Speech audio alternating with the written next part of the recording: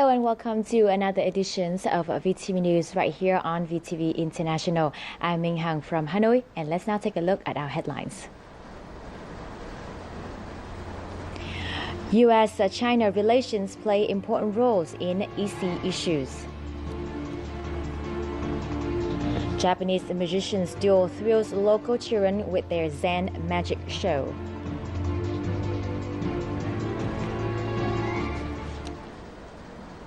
Now, top news for this hour, as reported in earlier bulletins, Prime Minister Nguyễn Tấn Dũng has been in Kazakhstan to attend the signing of the free trade agreement between Vietnam and the Eurasian Economic Union. On the sidelines of this event in the Kazakh capital cities of Astana on Saturday, Prime Minister Nguyễn Tấn Dũng met with members of the Vietnamese business communities in Kazakhstan, as well as representatives of Vietnamese enterprises based in Russia and Belarus. Let's have a closer look in the following.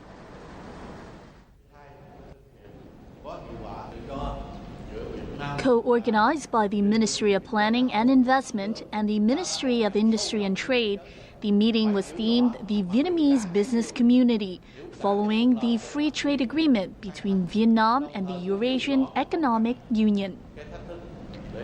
Speaking at the event, Prime Minister Dũng spoke highly of the benefits arising from the signing of the FTA. With Vietnamese aquaculture alone, tax imports to countries in the Eurasian bloc will be reduced to zero, down from the previous 18%. The same tax exemption will be applied to 60 types of textile products, which used to be imported at a tax rate of 10 to 13%. The agreement will also see Vietnam open its market to products from the 5 Eurasian member nations, such as milk, beef, lamb, wheat, and machinery, among others. In this context, the Prime Minister asked that the businesses stay aware of both the advantages and challenges that come with the agreement. The signing of this free trade agreement is historic in both its political and economic impact. In political terms, Vietnam is the first to sign an FTA with an economic union of such scale as the Eurasian Economic Union. That shows the high regard in which Vietnam is held and the confidence in the fact that Vietnam can and will bring many benefits to our international partners.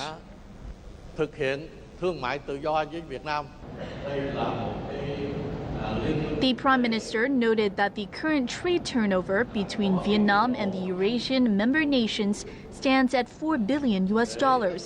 This figure, he predicts, could reach $20 billion within the next 5 years, and that the future growth will depend on whether businesses make full use of the opportunities offered by the agreement. The Prime Minister asked the Ministry of Industry and Trade to support businesses in fully understanding the terms of the agreement, while the State Bank of Vietnam needs to ensure an ease of transactions for businesses in the 5 Eurasian nations. The state leader called for close coordination between ministries and businesses, making national interests and future development the top priorities. Also on Saturday, Prime Minister Nguyễn Tấn Dũng met with staff members of the Vietnamese embassies in the Kazakh capital city of Astana, as well as members of the Vietnamese communities living in Kazakhstan. The state leaders called for the diplomatic representatives of Vietnam in the nations to push efforts to develop bilateral ties between Vietnam and Kazakhstan. In the field of economic cooperation, Prime Minister Dũng noted that there is still an untapped potential and there should be a greater focus on developing trade in apparel, footwear, and oil. Education is another field that the embassies could develop further. Prime Minister Dũng said that promoting scholarship opportunities for students to study in both countries was a key means to achieving this goal. He asked that the embassies support local Vietnamese communities living and studying in Kazakhstan. Members of the communities, the Prime Minister said, were a vital force in developing the friendly relation between Vietnam and Kazakhstan. In other foreign affairs news, United States-China relations are considered crucially important in resolving current conflicts in the EC. So how has the relationship between these two world powers played out so far at the ongoing 14th Shangri-La dialogue in Singapore, and how will it affect stability in the region? The following report will explore more on this issue. During the first plenary session of the Shangri-La dialogue, U.S. Defense Secretary Ashton Carter warned that China's island building in the EC was undermining security in the Asia-Pacific region. Relations between the U.S. and China are somewhat strained at the moment, according to many of the speakers, partly due to China's actions in the EC. I think one of the challenges is the new massive land reclamations by the Chinese in the South China Sea. For the first time, militarize the South China Sea and put into challenge U.S. freedom of navigation and overflight. And the United States globally has not accepted challenges to its view of freedom of navigation and overflight. So the developments in the South China Sea, particularly the massive land reclamations by the Chinese, are adding a new, particularly quite dangerous South China Sea dimension to U.S.-China relations. Standing in between these two world powers, regional countries are sharing a rising concern over whether or not they'll have to take sides. Beneath all these tensions, peace and stability are still the top priority. The United States. Nobody wants to see the U.S.-China relationship worsen and affect regional peace and stability. I believe that if a country wants to protect its peace, sovereignty, and freedom, it must remain neutral and not take sides. I hope that the two world powers, U.S. and China, will not force smaller countries to take sides. I think this is the regional trend. U.S.-China relations and how those were key for the security and stability of Southeast Asia, and mentioned that relationship could go either in a positive direction, particularly if all countries, including the U.S. and China, follow the rule of law, particularly in the South China Sea. According to experts, it is important that all countries, including these two world powers, follow international law and take seriously the responsibility of protecting peace and stability in the region. The Vietnam-Italy Friendship Associations organized an exchange here in Hanoi on Saturday to mark the 69th anniversaries of the Italian National Day and Republic Day on June the 2nd. The event featured performances by students studying at the Italian Language Department at the University of Hanoi. Speakers at this event, including representatives of the Vietnam-Italy Friendship Association and members of the Italian expat communities in Hanoi, noted how this event helps to bring the two nations closer together and that it is a stepping stone for developing relations in the future. June 2nd commemorates the institutional referendum held by universal suffrage in 1946, in which the Italian people were called to the polls to decide on the form of government following the Second World War and the fall of fascism. Into some other news. Since the beginning of this year, southern and central provinces of Vietnam have suffered from extreme heat and drought, which leads to higher risks of forest fires. Officials and residents in these provinces, therefore, are actively implementing preventative measures. Following is a report from Quảng Trị Province. Mr. Hồ Văn Điệp of Vĩnh Linh District in Quảng Trị Province is a member of a local forest fire prevention team. The team is in charge of protecting over 1,000 hectares of natural and planted forests. During the summer months, Điệp and his teammates must go to great lengths to reduce the risk of forest fire. During the summer months, we have to carry out regular checks. We also have to patrol the forest to prevent residents from burning farm fields. There are over 18,000 hectares of forested land in this region. To prevent forest fires, the local steering committee for forest fire prevention was formed. Here, local residents, forest landowners, and businesses have committed to protect local forests. The province has also performed checkups to ensure the capacity of fire safety equipment to be ready should a forest fire occur. We have appointed officers to stand guard at several locations that are prone to forest fires. We have promoted forest protection measures among local residents, and we are doing our best to protect the forests. So far, we haven't had any incidents.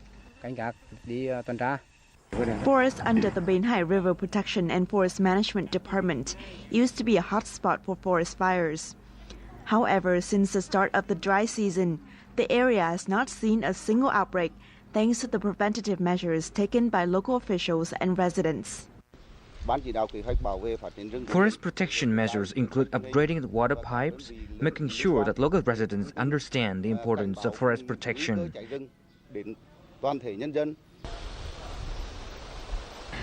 According to the National Center for Hydrometeorological Forecasting, 2015's strong El Nino will increase the risk of forest fires. As such, localities are currently focusing on greater protection measures. 19,000 hectares of ginseng with a total values of no less than $2 billion is the target set by the Central Province of Guangdong in its National Ginseng Development Plan, which was recently submitted to the government. The area of ginseng crops in the plan is 200 times the current area and will make Vietnam the second largest producers of ginseng in the world by 2025, second only to South Korea. This ambitious plan has given poor households in the province cause for celebration, as it will give them a chance to raise their standard of living. In Chaling Commune, Nam Tra My District, Guangdong Province, many villagers found it difficult to make ends meet before ginseng was made popular crop here. Now, with a few hectares of ginseng each, households here can generate high incomes, so much so, in fact, that some households even have to hide their ginseng crops to protect it from thieves. Ginseng brings people here a considerable income. Our Ngọc Linh ginseng is not only popular in Vietnam, it is also welcomed in other countries.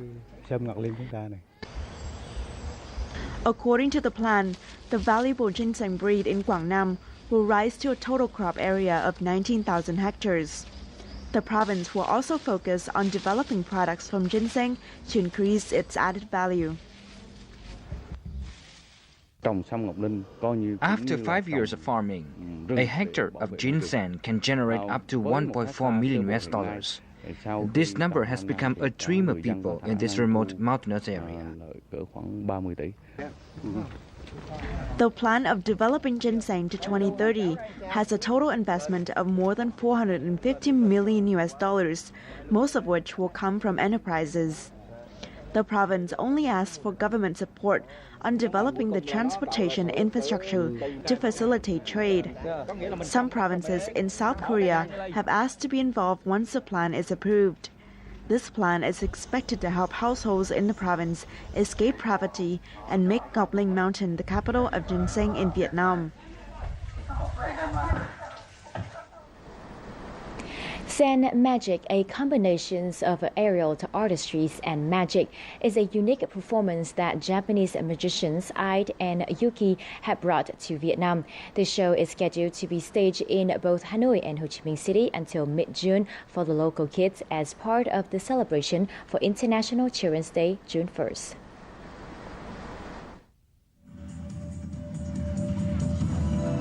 From martial arts performances to other fancy tricks filled with colors, the show, entitled Zen Magic by Japanese musicians Ai and Yuki, has really captured the attention of young audiences.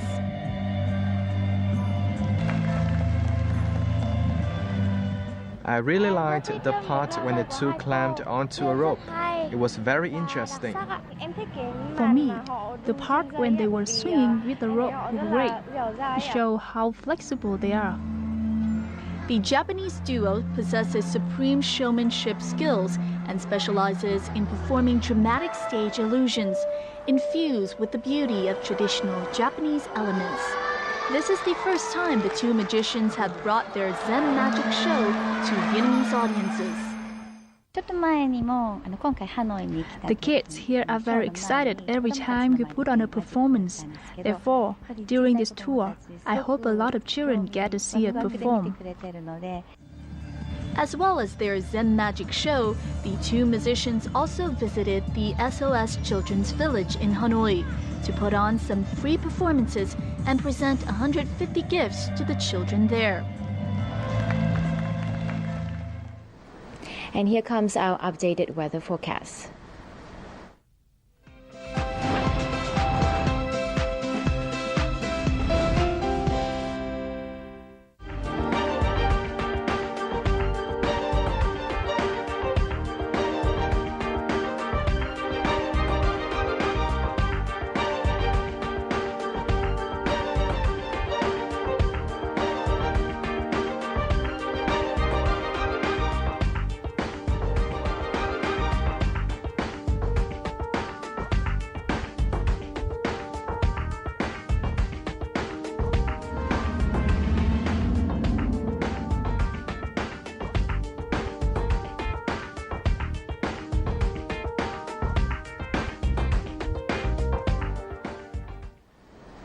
And that does it for this edition of VTV News. As always, we appreciate your companies. And for now, goodbye from Hanoi.